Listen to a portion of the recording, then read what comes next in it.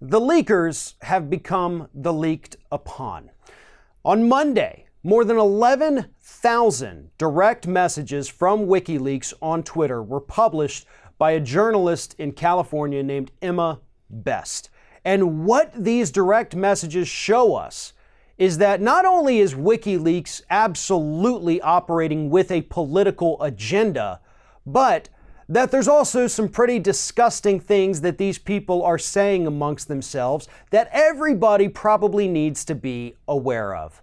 Before we get into the political thing, let's talk about those horrid things that they're saying. There are anti-Semitic messages going back and forth from those WikiLeaks accounts. There's transphobic messages going back and forth. So we know that these people obviously are holding some kind of hatred for other groups, religions, lifestyles, sexuality, whatever it may be. They've got some kind of bias against those people. Pretty disgusting, right? Not exactly the kind of group you want to hold up and hoist on your shoulders and show that, yeah, this is a pillar of what good people are supposed to do. As for the political agenda, which you can actually click the link in the description of the video, you can go read some of these tweets that I'm talking about, the direct messages, excuse me.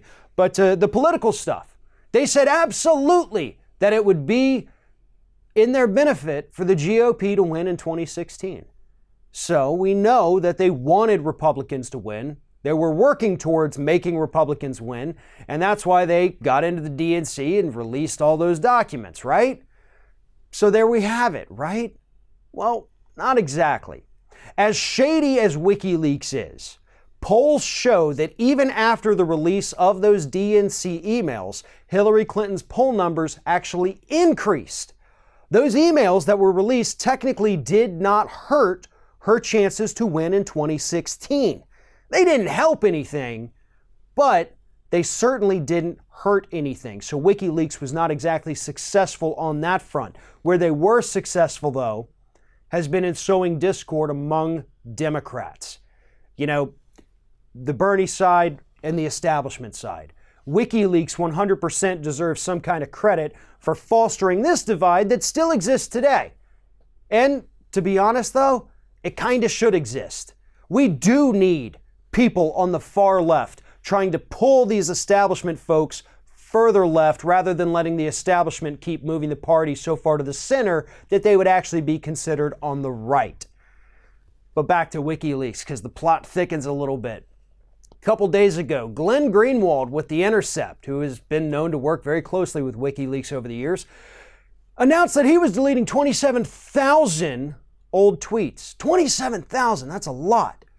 But, you know, he just didn't want people to take them out of context, so he's just going to delete all these tweets, blah, blah, blah. And then, a couple days later, WikiLeaks direct messages get released to the public.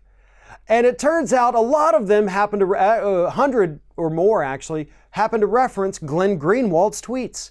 Tweets that now no longer exist.